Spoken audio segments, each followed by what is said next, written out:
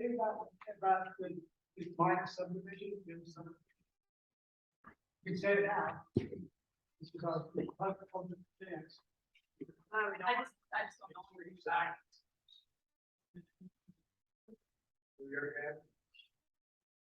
You came to say it. This is basically subdividing the property into two lots. It's very large, but you can have probably 5 lots, 6 lots. Not the frontage. 3. You can have a number of lots, but it started on 2 lots. I don't know what the end goal is. I don't want to. The end goal is so that that property won't get taken away by an owner. Makes sense to me. You know, they come in and take whatever you have, and he has a garage and everything. He might as well own it and pay taxes on it, you know? Sounds great. Especially the latter part. It's not that much for a piece of property. It's the house.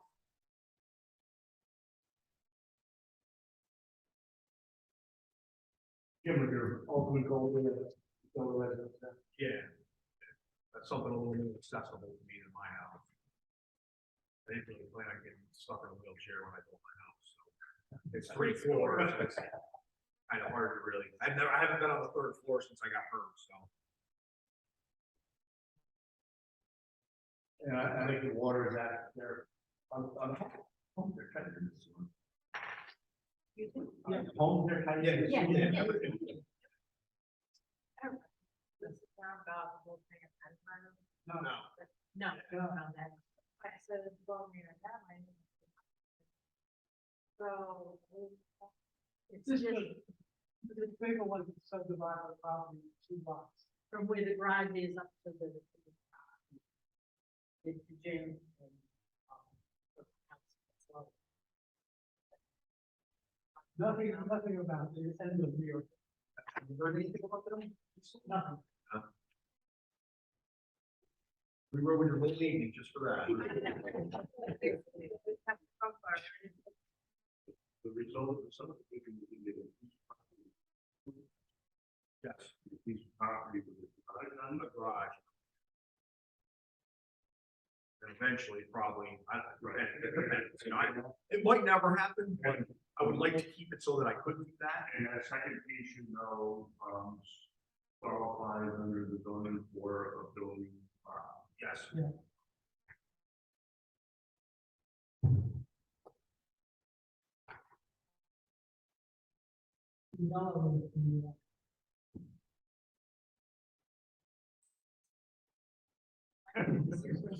That's why when he's here.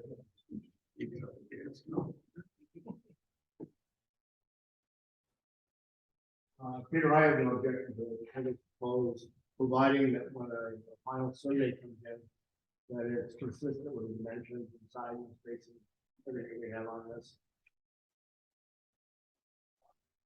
And also includes, water line and sewer line in the survey.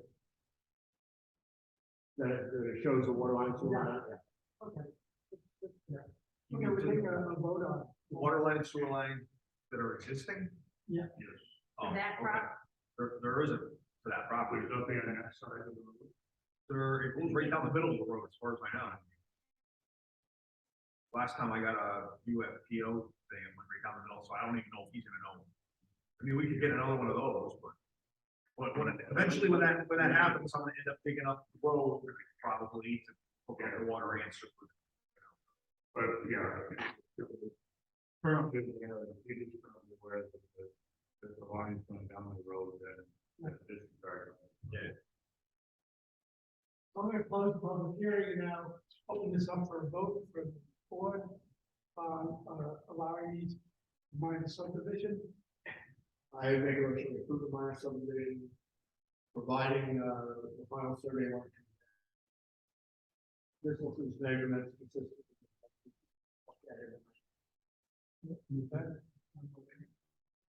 Yeah.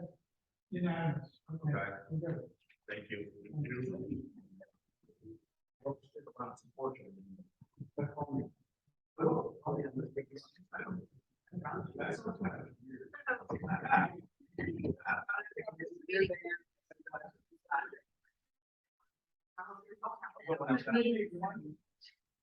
With the garage, right?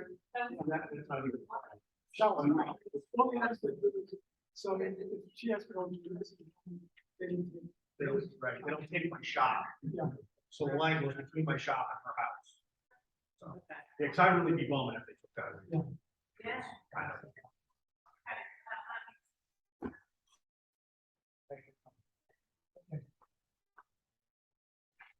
Okay, next, we're good. We don't consider, we could consider this meeting as a, Pre-submission. a pre-submission review. Of the site plan. And I guess I'll let you go. No clocks, and that. Bigger for everybody. Okay. Work for it. See. I'm gonna move. It's only around 400 pounds. Okay.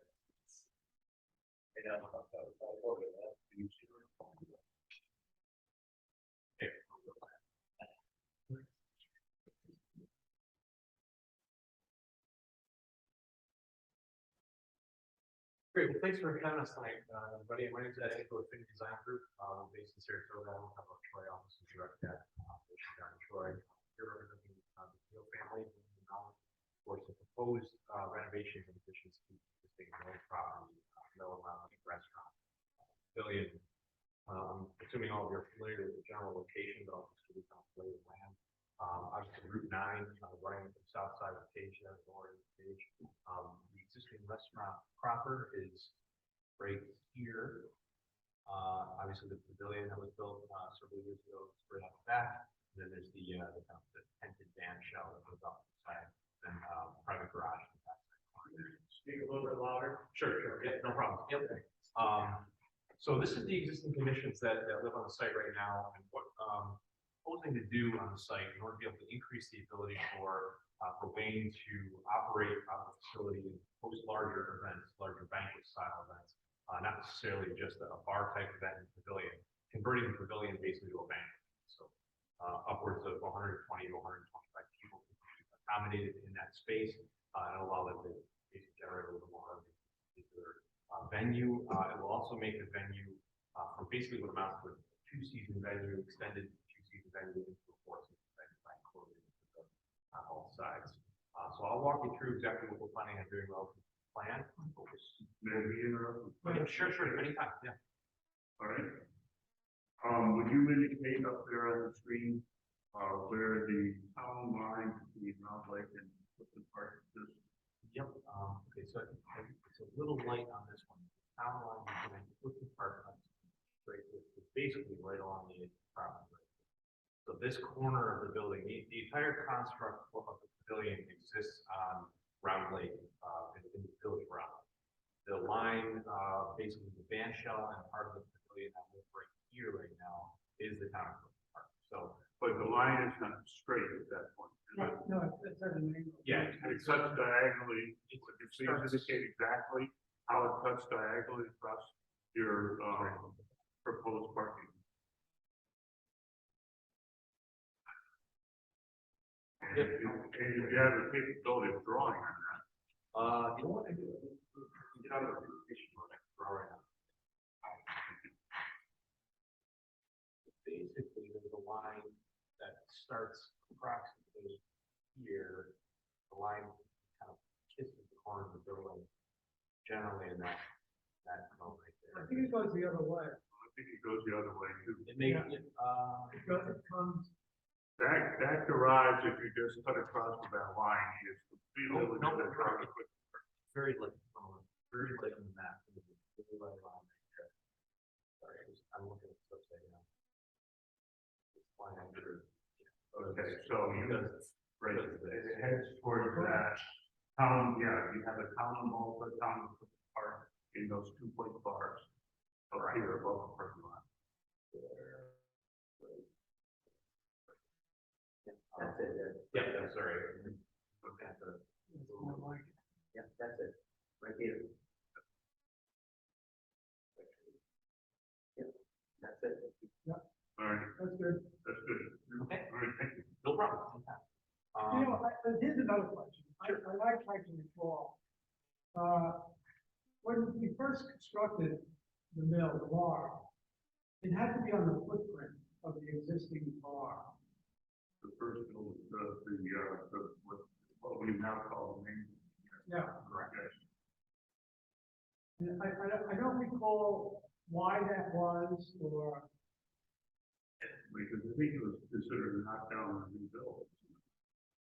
Are we talking, Peter, are we talking about, I just remember when we first did site, 2010, we did site plan review, and we said it was that we had to build on the existing site. And I thought, when the pavilion came along, and we didn't consider that a building, we considered it a pavilion, it's open. And now it's gonna be enclosed, that's something I'd like to take a further look at. I'm not sure how that plays out. Excuse me, and whether it's pretty important for somebody in San Jose, really. I had a question, was the new ever settled on Mill? I remember a few years ago, where people didn't like the music, it was loud, we had bands there, they stopped. Has that changed? that's, I disagree. It was nice for the place to have the music, maybe we shut it off at 10, but if you're gonna extend it to these pavilions, does it affect that at all? we did end up, settling an old music thing. Will that change? Because I No. thought it was good to have the music there. I mean, Thank you. not that Thank 10 you or for 11. saying that. I know. You would wanna. Well, and that's another concern of mine. But we did settle that. We did settle the music, outdoor music.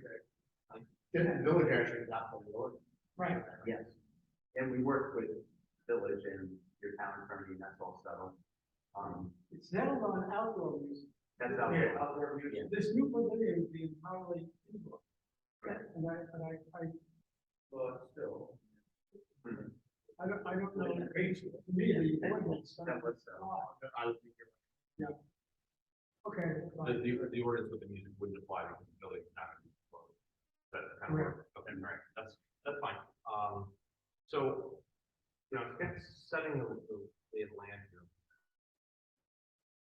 Essentially what we're planning on doing, to the ground, dot here, that this is the existing pavilion right now.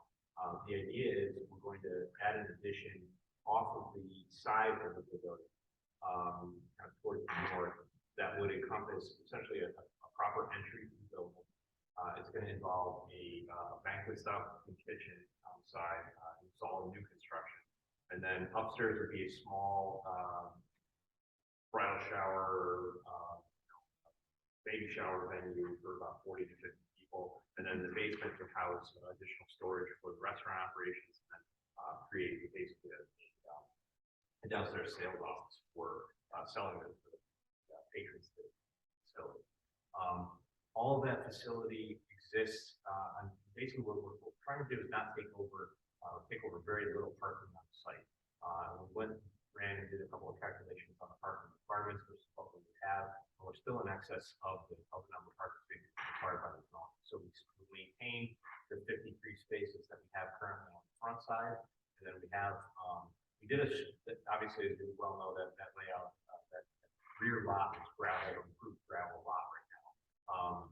We did a layout of parking in that space to see what we could get if in the future we strike that lot. It's about 50 feet. Now, according to the size of the building, at 1 per 75 square feet, that would necessitate 42 parking spaces for the pavilion in the back. But if we take it at a little bit higher level of 1 to 3, based on the zoning code, we would need 57 spaces. So we're 1 plus on the parking requirements that we require to protect the facility. Okay, let's talk about parking. Yeah. To me, that's my big issue. If I went down, we had the ice bar, people were parking on Route 9. Every single parking spot on your lot and the lot next door was taken. And now you want to extend, add another 100 people. So we talked about that. One of the things that, yeah, so we talked about that. One of the other opportunities here, number one, the events are gonna be timed, big times, they're gonna be predominantly, I would imagine, weddings, market. We have also the lot across the street. Yeah, that Here. here, right there. Yeah, that lot was filled when you had the other part. Everything was filled. We were parking on Route 9. Right, overall. That's kind of rare, though. How many times has that happened? It should never happen. It should never. Yeah. Okay? I don't know. So, yeah, one of the things we discussed about doing to mitigate that problem, and basically park more cars on that site. We're having an event, we had, call it 120 people. You could offer quote unquote free valet and have valet park people, double park people on the lot, in the lot, and not have people willy-nilly parking. Part of the issue there is that there's no striping on the park. And so when people pull in, they don't know where to park the car. You're double parking, piggy parking, not what's down. Okay, let me continue with my thought. Sure, sure. One more. Yeah. Okay, you have a banquet room for 122 people, because it has tables. in it. If you take those tables out and have bands in there, you can have 300. Well, I think what we would, well, I mean, I don't know if you wait, our post the occupancy at a maximum that would not allow that.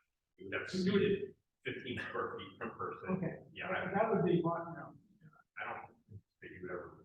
And I think what we learned that from would be the, my concern. I understand. I think we learned from the whole band escapade is that the last couple of years, we have found, without having big bands, that our patio is doing a very nice business in the summertime. We're turning our tables more, we're not getting customers coming to the band and sitting there for 4 hours and drinking, you know, a couple of beers and waiting for the band to play for 4 hours. So I think we're kind of past the whole outdoor band thing. A lot of our competitors have taken on the whole band thing, and we're enjoying mostly not having to deal with having big bands and having so many people there and worried about, you know, some guy looking at his girlfriend and getting in trouble with Oh, it. so long as you're saying you keep the occupancy low. I think we would post the occupancy at 50 I'm fine with per person. that. So that, yeah, may I ask Peter a question? Peter, could you state what the parking requirement is under village regulations? You know, I'm not even sure, but I look at it and say, I would say, when you go to a bar, how many people go to the club? Well, Right? I think you have to be realistic.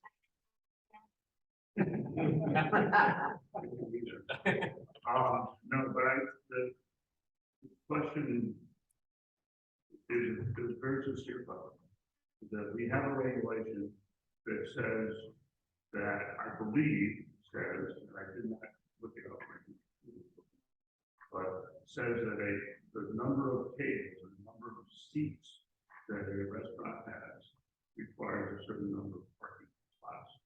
And we went through that when Lake Ridge came into place. We had a struggle making sure that we qualified for that. So I'd like to know specifically, what is the village regulation for seats? I think that is part of it. Yeah, it's, Yeah,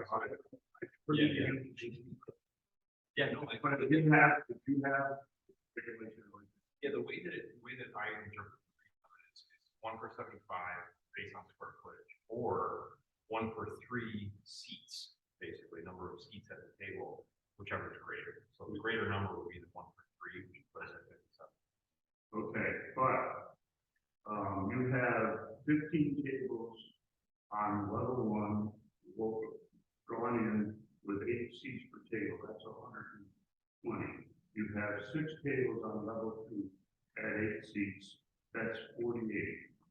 You have a current restaurant that's operating, I have no idea what the occupancy is with the current restaurant.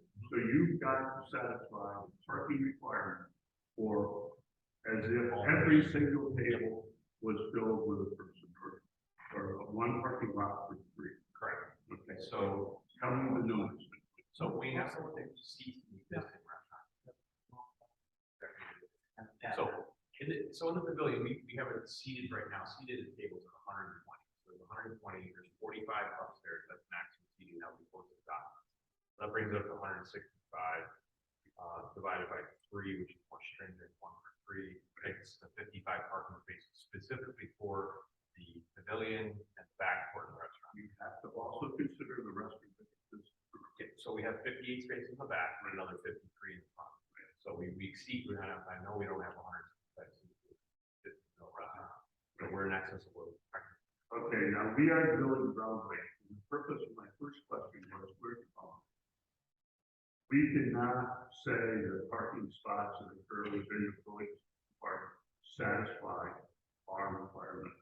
Those parking lots have to, spaces have to fit within the village boundary. As far as I'm concerned, the rest of the board may disagree. I think what it does, I would disagree with your position on that, but I do think what it means, is we have to coordinate on review of the market to ensure that they would be agreeable to that area being defined. Right, well, I think that's part of what I'm saying is that if Brooklyn Park coordinates with this development and says that these are going to be parking spaces for this particular property, in perpetuity, then we could count them in. But as far as I'm concerned, this day, you need to have the number of parking spots available within the village. I mean, I said it's a completely valid point. And I told you on Google Maps, your line space per line space is about 3 earlier today. Count how many we have to effectively count, quote unquote, count out for that. You know, and then we'd also want to coordinate with them on the parking lot across the street to do that as part of that calculation. And I'm sure we can have a conversation. I think actually we have to do that. This would be, we have to do a senior review of this for our group. And then, because it involves 2 different municipalities. Yep. There has to be a designation of lead agency, we have to coordinate. Correct. Yep. Yep. Yeah, you're gonna go through the right authorization, right review and so on and so forth. Totally understand. We know we're gonna have to go through this process. Okay. I have a little bit different question. Sure. Understand, pretty simple to meet the technical requirements that we have specified. But, as Peter pointed out, during the ice bar, which is loaded up all of your existing parking across English Road and along the 9. Do you have an idea how many people that represents in there? Or is that parking problem? What we ended up doing, we had an arrangement with Vince Lorenzo, his quick response, that we shuttle all of our employees in their parking. That was probably 18 to 25 cars. So we hired some parking attendants to make sure that parking is going to be okay. So we shuttled people, our employees mostly, back from Vince's parking lot at the beginning when they started their shift to the end of their shift. And so we tried to get rid of 18 to 25 parking spots up and working with them. Mostly because we hired parking attendants, I think we did a good job of making sure that people were not parking on Route 9. And we had, I think, 3 parking attendants that kind of tried to keep people off Route 9 for that. And it was a 2-3 weekend, Saturday, Sunday event.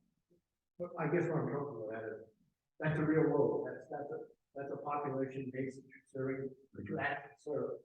It doesn't really, it doesn't problem. How do we deal with that? Do we need to parking the public that maximum? In the real world, as opposed to theoretical. I'm a businessman. I thought we worked really hard with complying with the understanding of the parking issues that we had when we had the big vans. We don't have anymore. I think we did a good job of hiring parking attendants, shuttling people back and forth. I thought we did a really good job. We were very sensitive to the fact that we didn't want people parking out Route 9. Peter, I think we did a good job this past year at making sure that people. I think I would agree. We worked hard. Okay, I guess what I'd like to say is that we've got some real numbers and a real world situation. Right. I'd like to make sure that we don't allow that to be developed. Whether that's a control on the total occupancy of the building, residential, or it's providing the parking. One or the other. Yeah. But because I think that's potentially pretty hazardous situation, park on nine. Yeah, I don't know what the answer could be, that when the pavilions open, the patios closed, you know, something like that. And then I think the other thing is based on what Ed is proposing here. If we get approved to enclose all this, I'm gonna say that this coming spring will probably be our last ice bar, based on the fact that our pavilion now is gonna be enclosed, and we're probably not gonna have the ice bar to be closed. Hopefully, plus with indoor events and not here. That's pretty comfortable with that. I don't know. About that. It is. Now, since you wanna go to the ice bar. Excuse me, could that quick response situation that you used in the past, is that something that be open to you in the future? Yes, Vince and I are very close, because, we do a couple of business things Depending together. on what happens, if something you see that might be an issue with parking. Yeah, it's not ever gonna stop, I don't think. I'm gonna, there's a little concern that you say, well, we may not do this. But if you do it, there's a wedding, I mean, that's a, well, even if you, I guess the question is, that it's not really a guarantee to the village that it's a safe situation. If you decide to do that, there's nothing that says you couldn't decide. You remain in the house, and then I understand. That's an issue, that's a tricky corner. So we do a lot of work in the hospitality space, and Yeah. from doing banking, just finished working with Queen Street Hotel in a very similar situation. They don't have anyone near enough parking. They have arrangements with other people around the area and shuttle. But in this situation, if you're having a wedding event and you're having a restaurant open, which is likely, the patio either gets delivered to the restaurant folks or it's delivered to the wedding folks, not both, because you have a weird mingling situation. So I think operationally, there's some things that need to be figured out there, because quite frankly, this isn't the type of operation that Wayne and Melanie have ton of experience and I think it will evolve. But I think if there was a situation where we said, well, if they're having a wedding or a large event in the pavilion, the patio goes to the pavilion, not in the restaurant out there. I think that would be something that would probably work out. Likely, you're not going to want those people to go anyway. If you're having a private wedding event, the last thing you want is on the bar crashing your wedding. So, which, happens in other locations as well. It's not ideal. So I think there's operation. Fair? I don't mean to speak about every year. He's a business guy. I just throw pretty pictures. So, and that being said, this is our first pass of site plan. We know we're gonna want to make sure we got in front of you guys, make sure we flying in the face of regulations. We know there's some hurdles that we're gonna have to get through. Coordinated parking situation, and that's all understood. If you'd like, I can show you what the inside of the building will look like, and show you what the outside of the building will look like based on what we put together so far. before you go, now, part of the building is in the 100-year, the buffer zone. It is. Is it BBC or anything? So we contacted DEC on this because it's a currently disturbed area, and basically all we're doing is we're taking an already disturbed area and putting a different disturbance on it. It doesn't seem to be there's going to be. We have to go through the whole process. Okay. About that. But we checked with them first to make sure that they were be like absolutely not. Because if forest or paved already or gravel there, then it's a different story. But we're basically taking away the gravel and putting it over. Is that what the dash line is? That's this. So this is the wetland right here. This double mesh, and then this is the 100-year buffer line right here. But again, as you can see that the construct already. So we're working with EDP, Environmental Design Partnership. They're our site engineers on this. They do this with it. So the folks that talk to DEC on a regular basis check that box and just fill up their area already.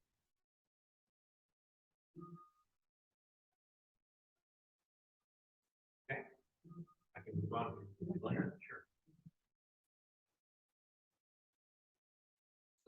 talk about the first floor a little bit first.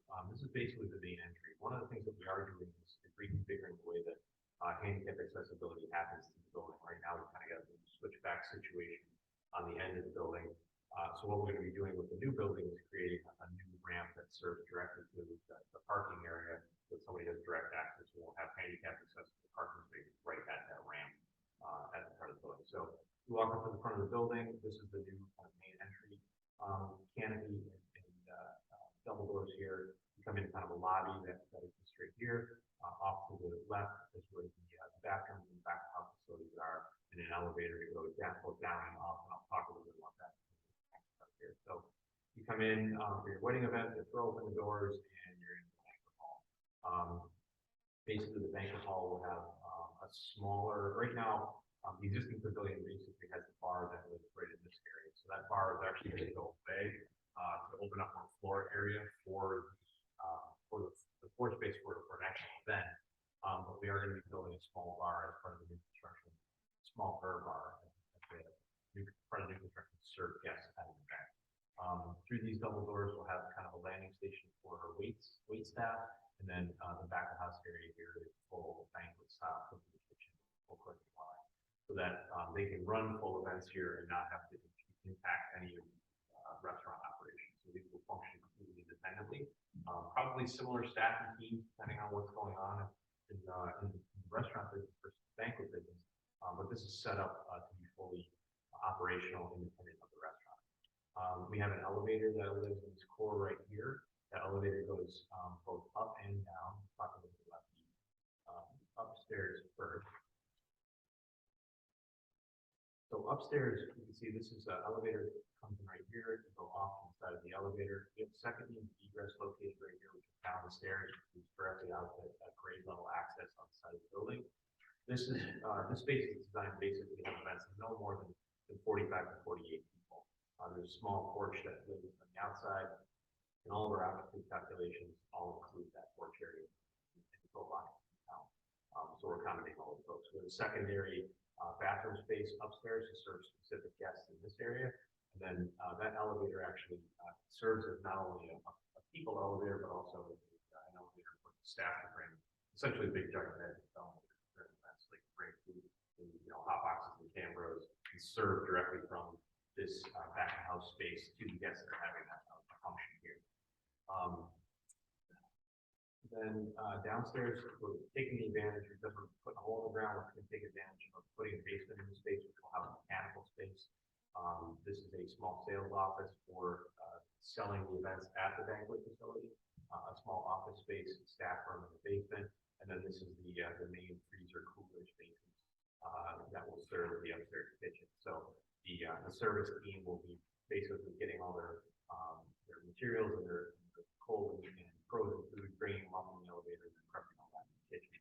That's usually a once or twice a day, depending on the type of service operation. And then there are reach-ins upstairs that will accommodate the during service situation. Banquet function is a little different than the restaurant function. Prepping the hot boxes and then serving it a la carte on the day of the event. Delivery to that area, the kitchen area. Yep. Using the elevator probably? No, delivery actually, because the site actually slopes a little bit, slopes up towards the back. We will take kitchen deliveries right in the back door right here, and they'll come directly into the kitchen.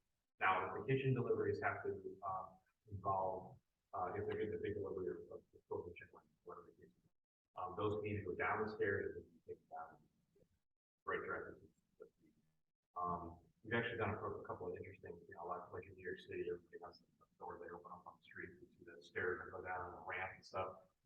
There's a couple of companies out there that make really nice conveyor systems that they can basically flip down off the wall. So you could potentially do that in this stair hall. The stair hall is wide enough to accommodate that. So you can bring boxes shooting down the stairs as well.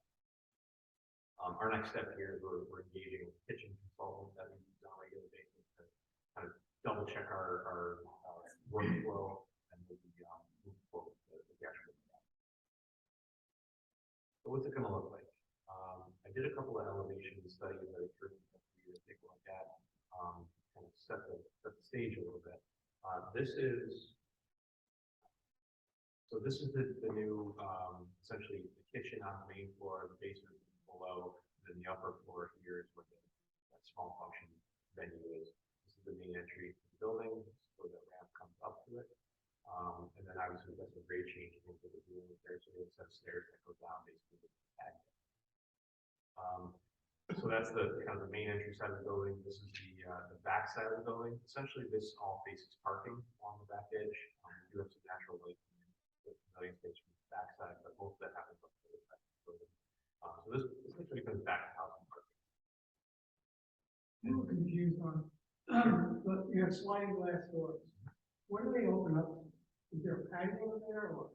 So that's right now, as you're familiar with it, that's where the outdoor bar area is. There's that kind of narrow slice that runs through there. We're keeping that the same width, but those doors basically just slide. They don't swing at all into that space. They just slide open. So essentially what it amounts to is a nice summer day, a lot of screens, but you slide open half the windows. Did that open up the steps coming down to the patio or? Not along this surface here, just at this location right here. And at the end that already has stairs. So that stair that exists right now that comes down to the lower patio will basically stay. I can show you what that will look like. What's the exterior there look like? I'm gonna show you that next. Siding, roofing, Yep. you know, to kind of go along. The window count here, it's very similar in aesthetically, it'll be very similar to the building that exists. We're gonna maybe change the color a little bit so it functions as its own venue, but it has the same architecture. And I did some renderings of the full color that I'll show you. What's the window count there on that? There we go. You mean along there? Well, that, right now, that's essentially, it's a pole barn, and we're gonna infill that with.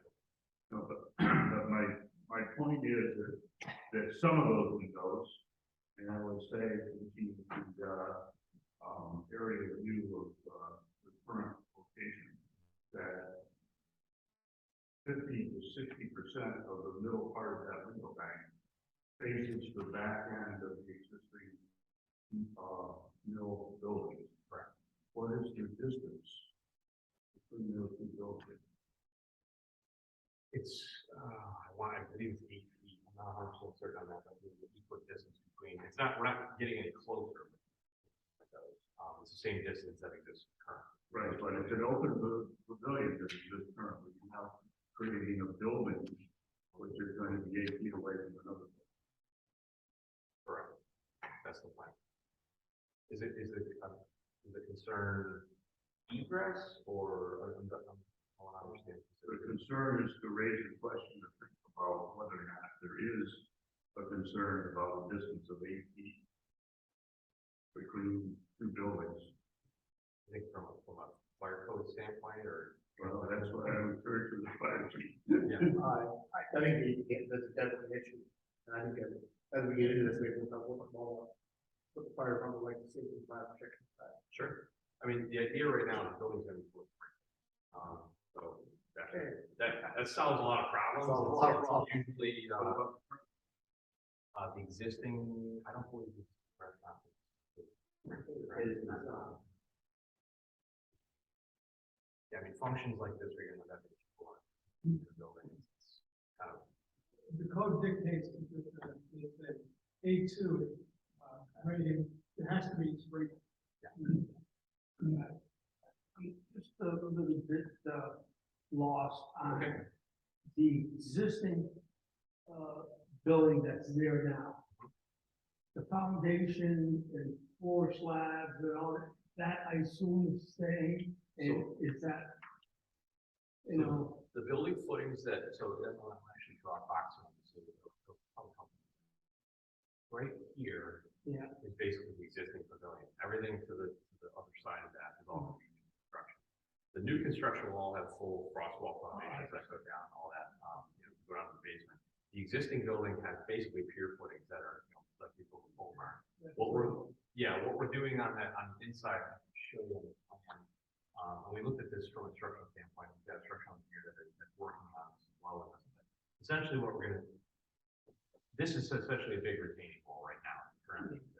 So we have to replace that retaining wall when we make that a little bit deeper with a poured concrete foundation. So interestingly, the patio or the floor system that lives in this space right now is basically block pavement, it's like Unilon pavement. So we're gonna take that out, that will be replaced with, either some type of poured concrete, with finish on it. But we'll have to do that structural along the backside, basically to essentially retain the hill that lives along this edge. Yeah, there is great slope. there. Exactly. So we'll have basically an extended footing there on the foundation that ties to the back pattern in that location. How are you gonna treat the existing foundation in the front side of the building, if you wanna call it? Yeah, we're not adjusting You're not, that at all. it's not, is that sufficient? I don't know what the construction need might have drawing on. Yeah, that we do. There's full footings that go down. This is basically an 8-foot frame. So each of these pillars is at 8 feet. And each of those pillars have full footings Yeah, that go because down. now you're tying an existing structure into a foundation structure, Exactly. and I just wanna make sure they're The part of the reason why we're really not breaking along this line, all this construction in the back and whatnot, that'll have a full foundation underneath it, now for concrete, but then we'll have to marry that up, like the dowel those two concrete slabs together. Yep. And again, we're still pretty early in the development of this, when we start to get into construction documents, all that. Yeah. But we have gone down the road to make sure that we're not doing stupid. So that was the elevations. These are the other two side elevations. I think you'll get the flavor of this a little bit better when we go to the rendering. What is the building height? The building height, well, it depends on where you're measuring it from, but right now, the site You're right measuring from here, from the lowest point Yeah. is,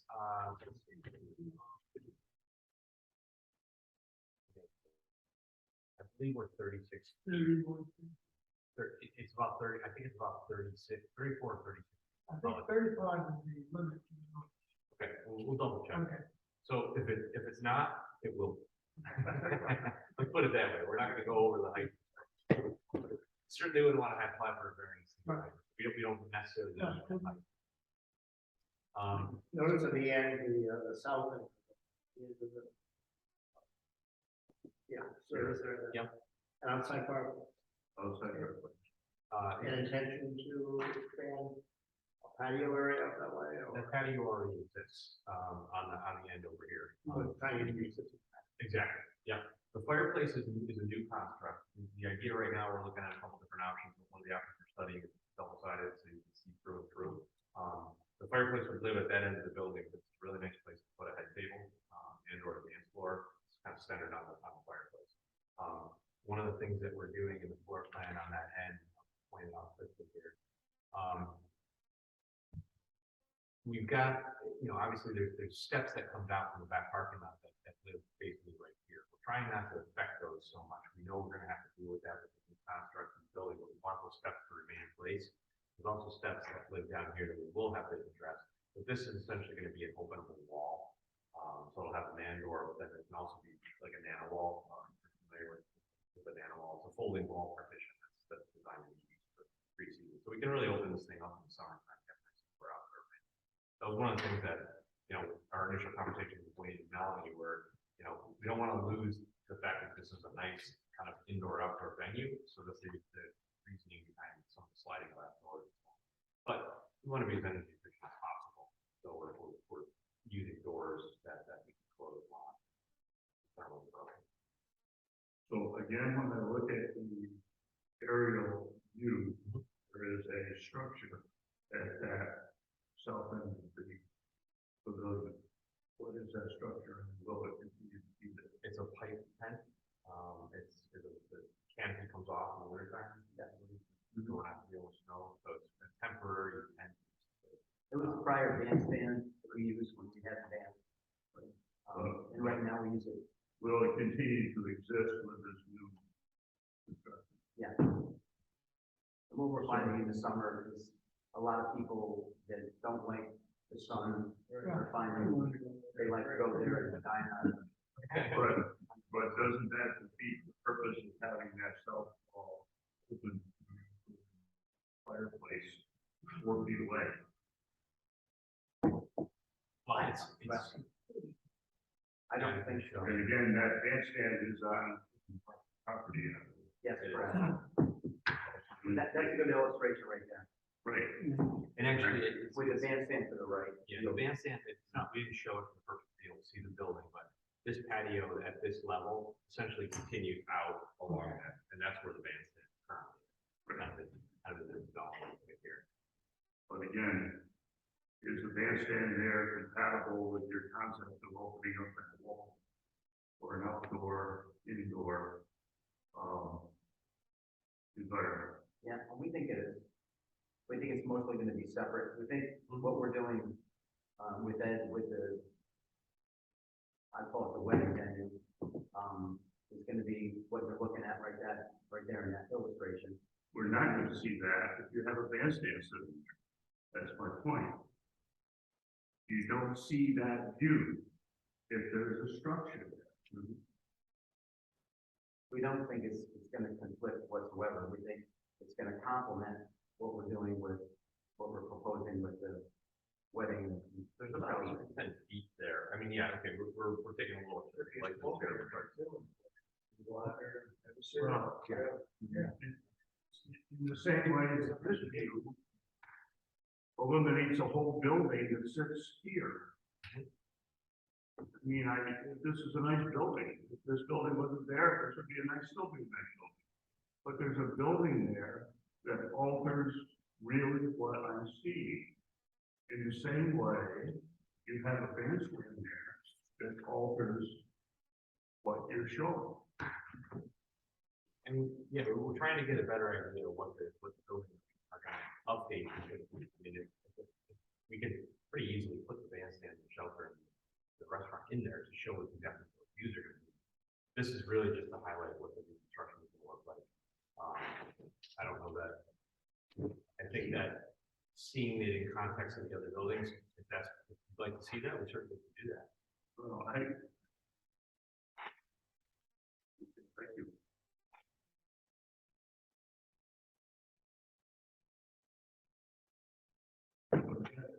Did you go back there? This one right here.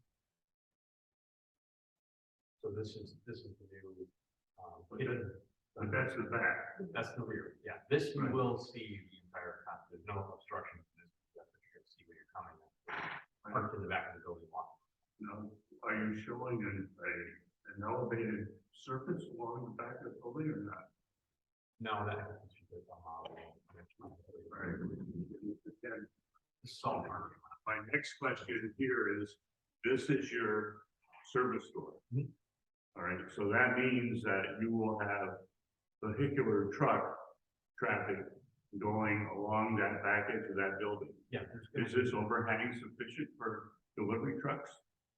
No, it's just I mean, we're not gonna have a loading dock for all intents and purposes. It's really just a door that leads into the kitchen. We will have some site work and retaining to figure out along this back edge to be able to make sure that works. You know, there is some, we still have to do some site evaluation to make sure that our grading is worked out. We haven't done a full grading plan yet, but the slope up of the site here around this corner of the Right, building will still allow vehicular traffic and allow us to be able to get a vehicle in here. Everything's gonna pitch to the building in that area where. It's actually, the back section is pretty From level. here, it's hard, it looks like a well. Yeah, it's, I'll go back to the site plan. It's a little bit more. Everything we do in the new building, which lives right here, will have full foundation drainage. So anything that's coming off the hill and collecting there now, this area is pretty level. It does pitch slightly back towards the building, but you know, we are going to address the drainage around the side of the building to get that in the storm system. We also have to address the drainage from the new roof and whatnot that's coming off of there. We're also taking the opportunity, probably we're going to have some gutters along the outside of it. Because there's any kind of grade, so it might be advised to think of some type of drain. We're definitely going to have foundation drainage no matter what. Yeah, and we have to do it by code. So we'll have full footing drainage all the way around. Can you go back to that previous, from the back side of the building? Sure, the picture. Rendering. Yep. So this is the remnants of the pavilion. No. The pavilion that currently exists is basically that. Okay, all right. But the backside of the pavilion has a partial, retaining wall. And what I'm getting at is the elevation of the bottom of that door is lower than what we see there in that building. Correct. Because they're all on the same floor. They're on the same, And that's because there's a retaining wall. all along the back of this part of the building, right here. Yeah, part of that building, that's right there. So what maybe not explaining it well enough. We have to deal with the existing building resting on that retaining wall that lives there right now. Part of the structural evaluation, part of our structural design. Will basically, instead of, right now it's basically built up pavers and rammed to carry that side of the building. So we're gonna pull that apart, support the building temporarily, and then rebuild the concrete foundation walls of the house. So, but that new two-story section of your building then is below the current grade of the parking lot behind it, or the parking lot behind it. The site slopes around, it starts sloping around the corner right around here. Right. We will have to excavate a little bit to get to that door, and we'll have probably a little cheap retaining wall there that will accommodate that. Right. Kind of right in this zone right here. And again, we haven't completely worked out all the grading, like the full grading plan yet. And that's, we've worked it out the concept and everything works. This slopes up pretty steeply from here around the corner. Right. So where our new building is going to be basically built partially into that grade. That's where that entryway is. That door that you see right now is actually level with where the existing grade currently exists, but we have to grade around it a little bit to get a little bit back that. Right. And there's a basement below. There'll be a basement below that, yes. Correct, which will have a full foundation. What? Water and sewer. No, We have to increase, obviously we're increasing capacity, so we'll have, whatever we have to do after to get the existing effluent combined with the new effluent. Now, there aren't any bathrooms in the current pavilion, which is also part of the issue. There are bathrooms in the existing building that are used for the pavilion. That's why we're putting new bathrooms in, but all that'll have to be tied into the stormwater and sewer. We're currently hooked up to the county sewer. okay, good, I didn't know that. We're hooked up to the county sewer. When Peter Belmonte was building across the street, we worked with him. I have an easement to connect up to his development for water. Right. Storm I intent. know that, but we never acted upon it, I know. I haven't executed that. They didn't do that. I only say that because your neighbor. Yeah. Has been bugging me about Heidi, it. yeah, she calls me every month. Wayne, when are we gonna hook up? Yeah, okay. So currently you do not have the water, but you will during the construction process. Yeah, it's part of what we're gonna be doing here. I think it's gonna be, the status, I'm saying this, we have a fabulous well there. Yeah, it's been good, but we're gonna hook up to this easement up to Peter's site. And what about in the sewer? Sewer, we're already connected. Our existing business is connected to the county sewer. Do you have to pump up? We do pump up. You can pump up. And what about the grease trap? Our grease trap is pumped by Odorless out of Charlton. They pump us, we have 2,000-gallon grease traps. They pump us every 30. Will that be sufficient for the new construction? If it's not, I'll work with the people who own Odorless, will pump it more often. But I think it should be fine. And where are the grease traps located? They're right off of the backside of our existing kitchen dining room. So that means they're in the location of this new construction. They're not located right there yet, but we'll make sure when we hook up this new kitchen, that Ed will take care of it with his engineering people to make sure that if we have to have a third tank or fourth tank, we'll make sure that that happens. Those, correct me if I'm wrong, this service court that lives right here, right now, Yes. the green fluid, That's where they are. That's where Yeah. So There's 2,000-gallon tanks right there. putting here, So they're in front of Yeah. the new They're in construction. close proximity. one of the things we'll study is what, we'll look at the total capacity of the total end result. We may end up having to upsize the grease trap a little bit based on the code that our mechanical, our plumbing engineer. Groundwater well. Groundwater well. Talking about putting a full basement under there. You're talking about building within the boundaries of the literature floodplain. You're talking about building within probably 200 feet of a lake that varies in water level. What's the ground? This new building. Well, we haven't done any boring yet, geotech. I mean, obviously, that's next steps, we're still preliminarily. Once we find out, we'll have to be boring probably in the parking lot, and certainly at least 2 underneath the building, to understand what that groundwater level is.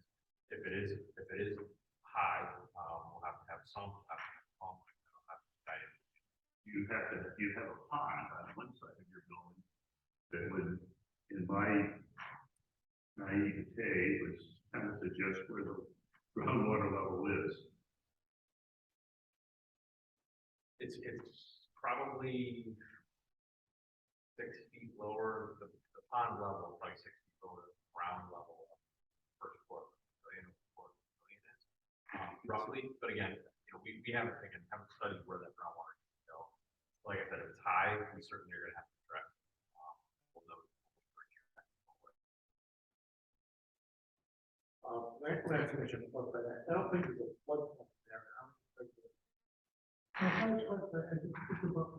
Covers on what? Yes. Well, I still would be concerned about that stream that comes across the nine there. Periodically flooded to the point where it floods nine. I assume it's impacted your parking lot.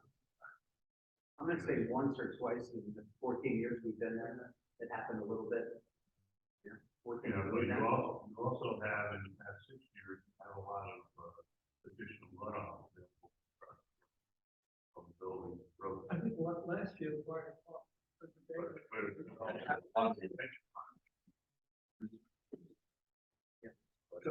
I had driven across 6 or 8 inches of water with 9 on stormy days that are headed.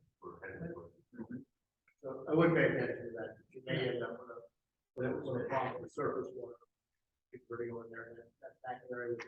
It's so unclear exactly which area you're talking about. You're talking about back in this neck of the woods? What's that? You're talking about that side. To the north, no. Being across, it's right in there, heads down to the lake. Oh, yeah, okay. Yeah, water stream here, sometimes it shoots up, yeah. I haven't studied exactly where our team has studied exactly what the level of that stream is, but we can take a look at the topography. We did the GIS It map. actually has close to 9 several times. Good to know. And Fred, what about the cellar space in terms of fire? You take it with a little bit more, but it's primarily storage. Have you thought what the floor will be or the ceiling will be above that? The basement, the first floor? Yeah, it was actually gonna be a fire rate. Code will dictate that we have at least a minimum of 1 hour, even if it's sprinkler, still a minimum of 1 hour, now it's essentially on. So the floor separation will be rated, in some fashion. But then the only other issue I did have with that is, little concerned about, you have an elevator as a means of egress, and a stairway From the basement. from the basement. Yeah. A problem Based could on- develop, with, especially the loading area.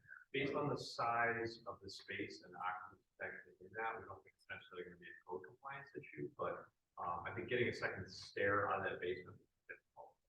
But we do have the elevator and then the stair that's supposed to apply, and that stair is completely protected all over. Independent of the sprinkler system that's fire rated.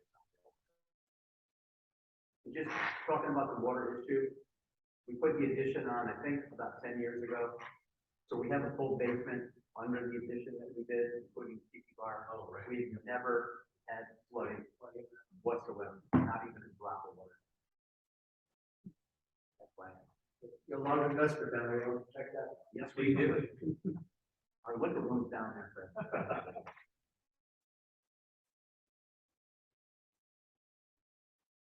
No, you don't like what you said. The water, the sewer, storm sewer, you're all good. That sounds good. guess one other thing that we get talked about every so often is lighting, but in the additional stereo lighting. Around the outside of the building, Yeah. we haven't really talked at all about parking lot lighting, but there will be building illumination all the way around. Probably increase the amount of illumination. You're not gonna want to show on a night, which we probably do. You know, there'll be lights underneath the canopy here. We'll obviously light the entryway pretty well. We're probably gonna have post-mounted lights at each of the locations that periodically around the pavilion to light that pathway between the patio and the pavilion. And then all the way around the backside where we have the entries, there'll be essentially what we're showing a barn light over each of the entries for the city. Anywhere we have a door, there'll be a light directly over the top of this. We may do some building, you know, uplighting on the building to highlight the building. We haven't gotten that far yet, but certainly anything that would require a path of travel. One of the things about quiet lighting, one of the things I extremely dislike about driving is go down and somebody's got a spotlight that aims at oncoming traffic. Quiet lighting that doesn't get aimed out at the traffic that are coming in, that are on Route 9 and where you parking lot. Yeah, I mean, anything that we did here is dark sky compliant with the shade, so you're not gonna have any kind of ambient glare either up or out. The beam focus is specific for the area.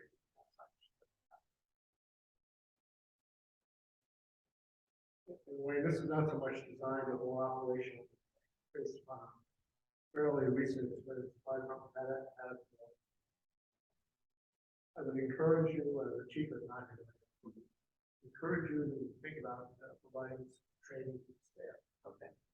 We had that incident down there a couple of weeks ago where we said it along without knowing what it was, get everybody. So Yeah, Peter and I talked about that, and we did the chief, and that was addressed, I think, Peter, you got my correspondence on that? Yes, I did. At the chief did. Okay, great. One more thing about parking, we're going to go back to the, I guess this, that would be the best.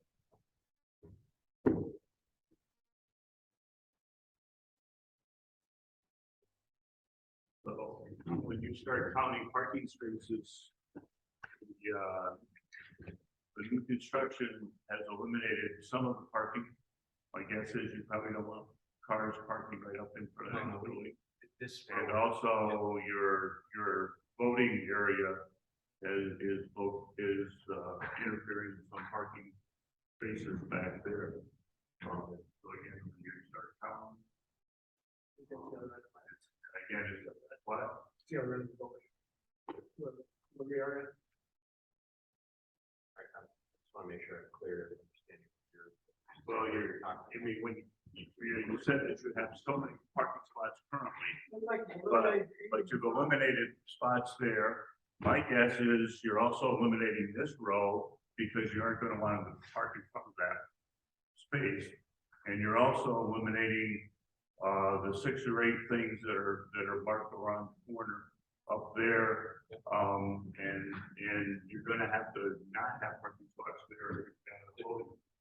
The layout that we have, essentially what we've shown here, the 53 in the lower and the 58 on the upper, eliminates that first row along the building.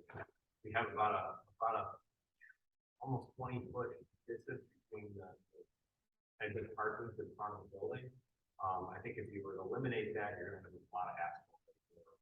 That might be unattractive and might be difficult to control. Right, but if you want cars parking in front of your beautiful building. Well, certainly something we probably study a little bit further. Fine line between making sure we got enough parking and making sure that we're highlighting what we're doing. So again, we went back to the beginning. How are we going to, Peter,